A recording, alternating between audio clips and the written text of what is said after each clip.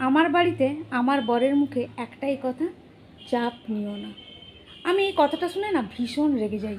আর এখন রাস্তাঘাটে সব জায়গাতেই শুনছি চাপ, কেন যে আমি কেন বুঝতে পারছি না। আর আমি যেহেতু এই চাপ কথাটা শুনলে রেগে যাই, সেহেতু বিশেষ করে আরও বেশি করে বলে, জানো তো। এবার যদি ধরো বলো যে কেন, আমি যদি সকালবেলা ঘুম থেকে ডাকি যে উঠে পড়ো, ব্রাশ করে চা খাবে, তো চাপ নিচ্ছ কেন?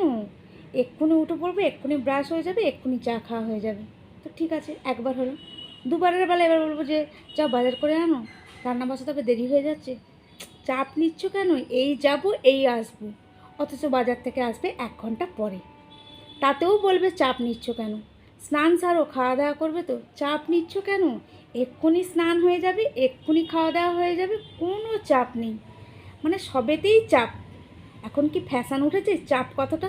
তোমরা একটু অতি অবশ্যই জানিও তো। আমি চাপ শুনেছি না, আমার কান ঝালাপালা হয়ে যাচ্ছে, একদম বিরক্ত আমি।